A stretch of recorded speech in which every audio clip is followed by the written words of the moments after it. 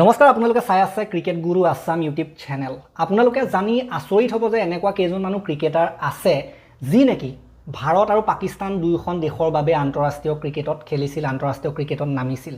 একেলগে দুখন দেশৰ কাৰণে খেলা তেওঁলোক ক্ৰিকেটাৰ আছিল, ইণ্ডিয়া আৰু পাকিস্তান।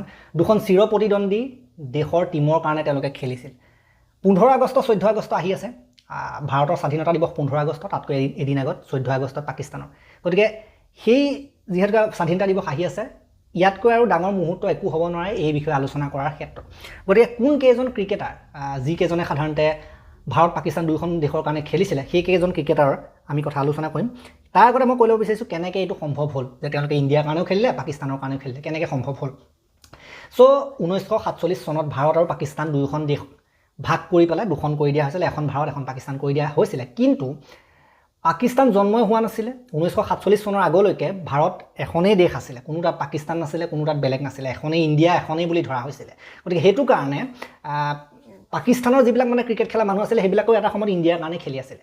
কিন্তু পাকিস্তান যেতিয়া আকৌ পুনৰ স্বাধীন ৰাষ্ট্ৰ হ'ল, স্বাধীন দেশ হ'ল, 1947 পাছত তেওঁলোকৰ আকৌ ক্ৰিকেট বেলেগ টিম হ'ল, তেতিয়া সাধাৰণতে কিছুমান প্লেয়াৰ তালৈ গুচি গ'ল। এইটো বস্তুটো তেনেকৈ সম্ভৱ হয়। বাকী যি কি নহওক গোটেইখিনি কথা আমি আলোচনা কৰিম। কোন কেইজন ক্ৰিকেটাৰ, তিনিজন এনেকুৱা ক্ৰিকেটাৰ আছে যি দুইখন দেশৰ কাৰণে খেলিছিলে। প্ৰথমজন ক্ৰিকেটাৰ হৈছে আমিৰ ইলাহী।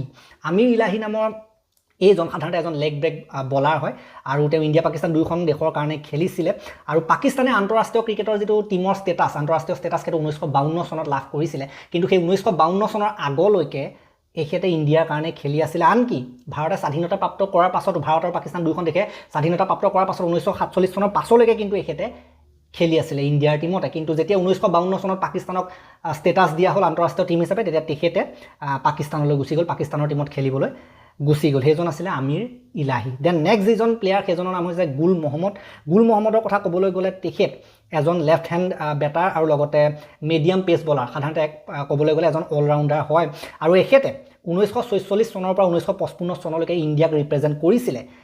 পাকিস্তান স্বাধীন হৈ গৈছিলে, পাকিস্তানৰ বেলেগ ক্ৰিকেট টিমো হৈ গৈছিলে, তথাপিতো কিন্তু এইজনে পাকিস্তানত যদিও বা তেখেতৰ ঘৰ ভাৰত পাকিস্তান ভাগ কৰি দিয়াৰ পাছত তেখেতৰ ঘৰ পাকিস্তানত পৰি গৈছিলে, কিন্তু তথাপিতো এই গুল মহম্মদে কিন্তু 1955 চনলৈকে ইণ্ডিয়াতে খেলি আছিলে। আনকি 1952 চনত যেতিয়া ভাৰত আৰু পাকিস্তানৰ মাজত এটা ছিৰিজ হৈছিলে, সেইটো ছিৰিজতো কিন্তু এখেতে পাকিস্তানৰ এগেইনষ্টত ভাৰতৰ হৈ খেলিছিলে। সেইজন আছিলে গুল মহম্মদ। কিন্তু 1955 চনলৈকে, 1946 পৰা 1955 চনলৈকে সুদীৰ্ঘকাল তেখেতে ইণ্ডিয়াত খেলি 1956 চনত তেখেতে পাকিস্তানলৈ গুচি গৈছিলে আৰু পাকিস্তানত খেলিছিলে, পাকিস্তানৰ টিমত খেলিছিলেগৈ।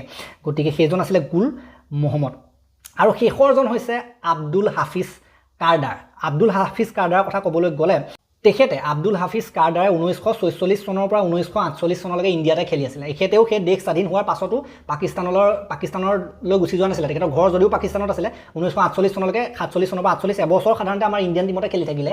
কিন্তু 1948 চনত পাকিস্তানৰ ফালৰ পৰা ক'লে যে তোমাক আমি কেপ্টেইন দিম, তুমি ইণ্ডিয়াৰ পৰা গুচি আহা।